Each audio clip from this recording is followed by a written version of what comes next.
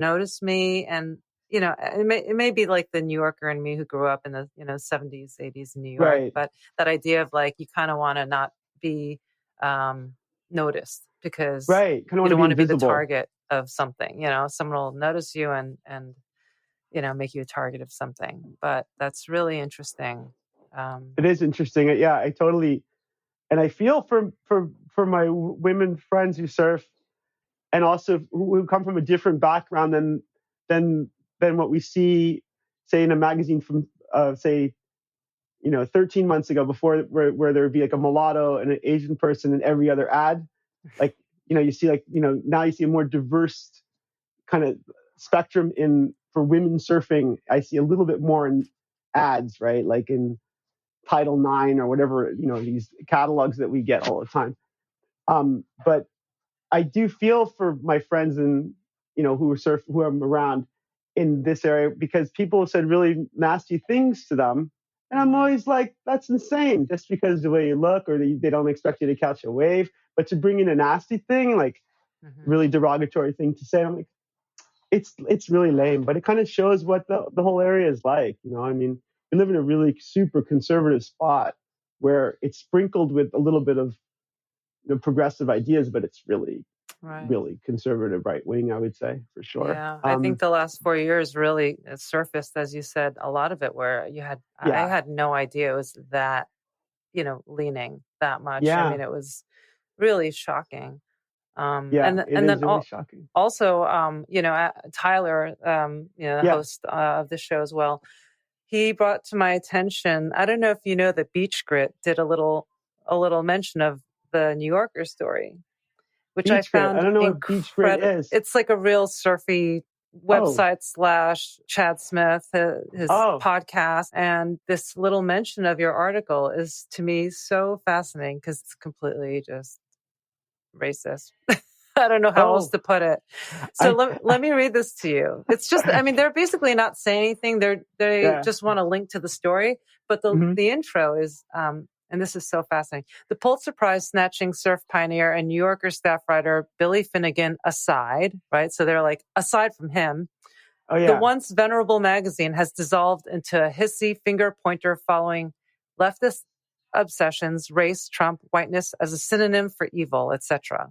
Where it works still is in those little side pieces that provide a window into New York life, although even here, political bunting still hangs over its railings.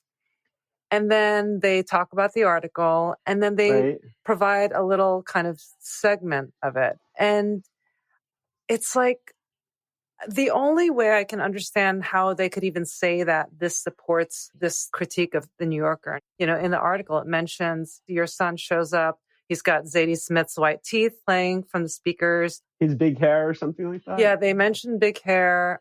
And then also he had a Free Palestine hoodie and then brought you donuts and said, Black Lives Matter. I imagine it's a joke, right? Because he's giving you a donut. And first of all, just the idea of setting aside Billy Finnegan, right? Like, I love his work. I think he's amazing. I think he comes from a really great place.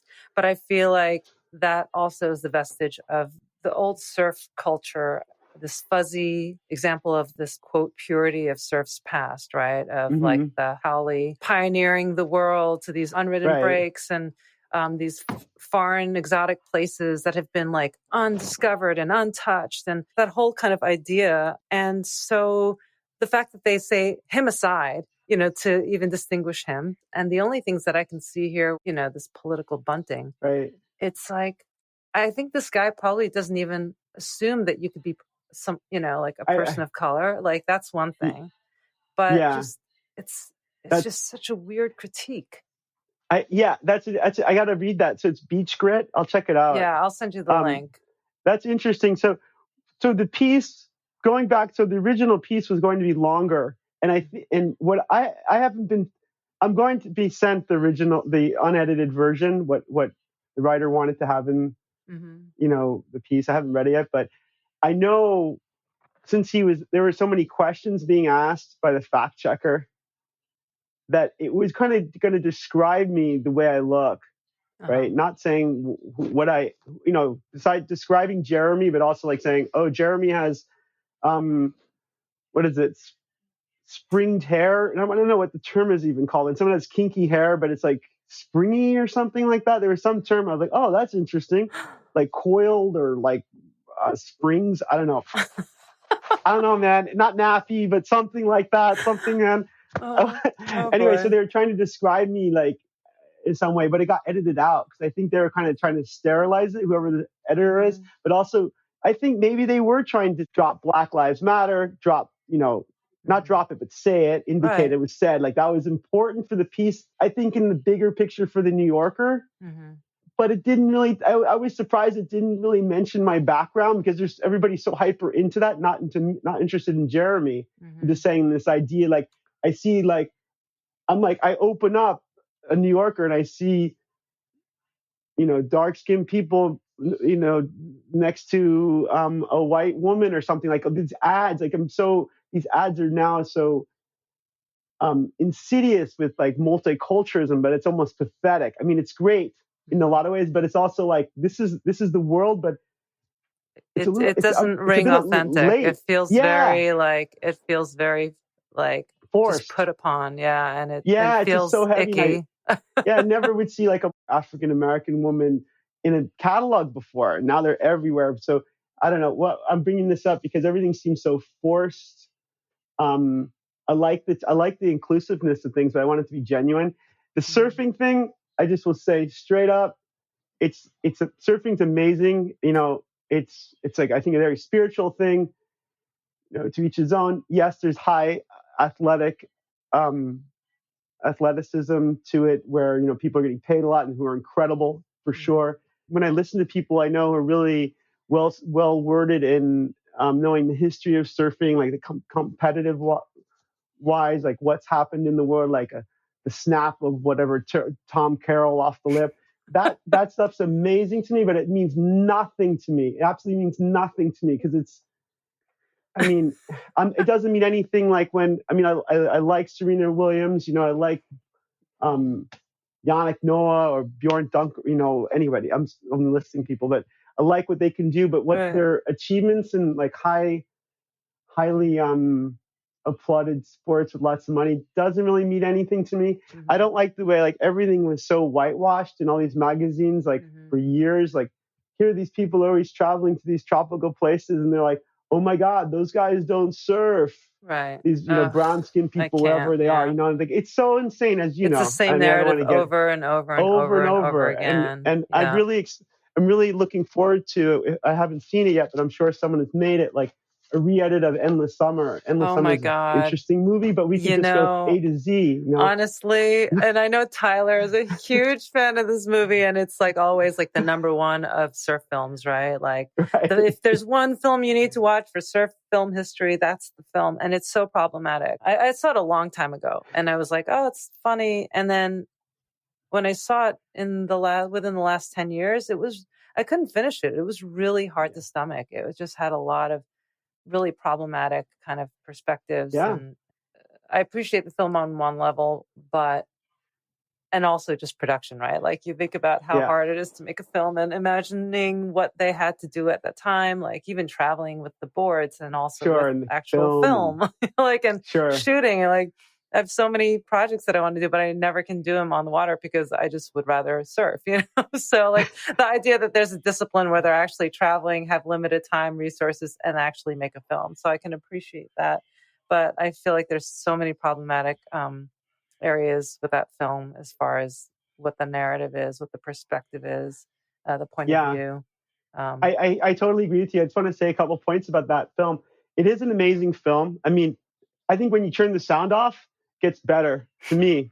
Like, I mean, the sound is, I'm glad they recorded the sound, but I don't need that record of like how they feel about the people around them. I mean, I got it because it's like burned in my brain. Right. But what I really have a problem with, I have a problem with people who are surfing who dismiss coastal communities' aptitude to being in the ocean as fishermen, as like fisher people, say the scenes when they're in Senegal, like there's canoes are going out and beach sanding, and it's like, oh, these people don't know how to, like, basically they're saying like, oh, they don't know how to surf. That means they don't understand the sea. Well, there you have like traditions of people in coastal communities all over the world, whether it's Greenland, Punta Arenas, and Tierra del Fuego, Cook Islands, Norway, anywhere, Iceland. Like, it's so arrogant, but that just comes with the American imperialism, which, I mean, that's how I see it. It's like surfers, they know everything about the sea because they can paddle out and back and they can do incredible aerials or hang 10 and they're amazing, but they're just staying on the coast. It's sort of like, I want to chime in because I this is someone who actually want to critique, is Buzzy Kerbox, who I've met a couple of times. And I remember him talking about this person who windsurfed from California, from Long Beach, this guy Steve Fisher. He windsurfed from Long Beach to Maui, unescorted, in his own weird vessel he created. He could sleep in and sail during the day. And then everybody dismissed him, saying, there's no way you could do that. There's no way you can do that. And then, like, you look to Buzzy Kerbox and like, Buzzy, let's see your resume of transatlantic sailing. How many have you sailed? Many times to the Pacific and across the Atlantic? How familiar? He isn't. He specializes in a coastal environment. That's incredible things he's done, of course, right? But like 20 miles offshore, or whatever. He paddleboards a lot. He was an amazing pro and paddleboarder, amongst other things. Big wave surfing, obviously, and windsurfing. But it's just this idea like that makes me really irritated, because surfers always think they're very knowledgeable the whole entire seascape when they spend only a period of like short durations within like a quarter mile of the beach, and they're like, they know everything about the world. Right. I mean, unless you're like offshore fishing, which there are people who do that, obviously, in Montauk and other places. But it's just kind of weird that there's like another kind of superior thing, like, oh, we know everything about the sea. These people know nothing. They're not surfing. Oh, can they do it? Yeah, they're going to be able to do it much better than you. If there's a better and worse, doesn't matter to me. But it's like, that film is really, really weird.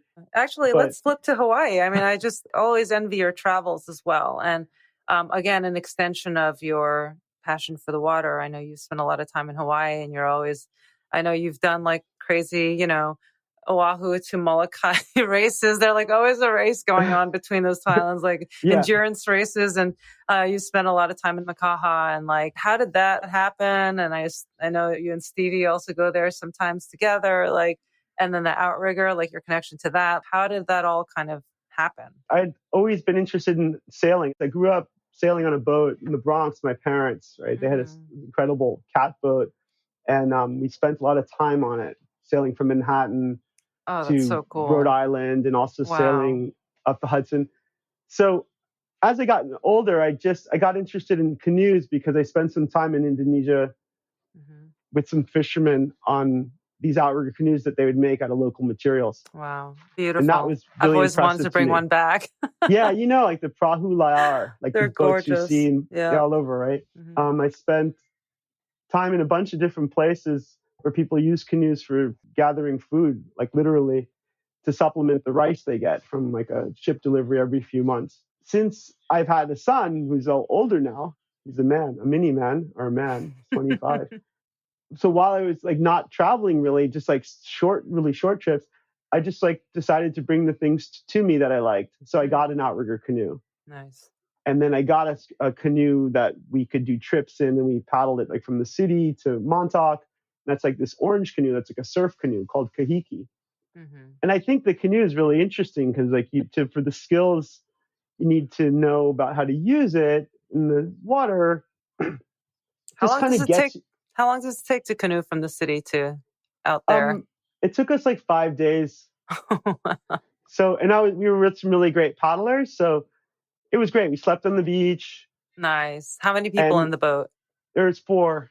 Wow.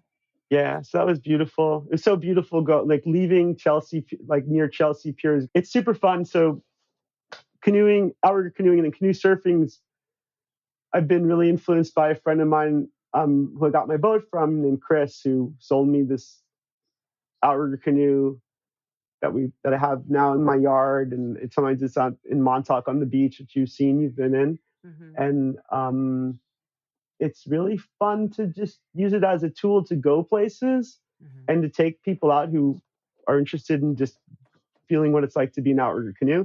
And it's super fun to surf. It's kind of dangerous to surf because you could get really hurt, but knock on wood, we've only had like one person get hurt.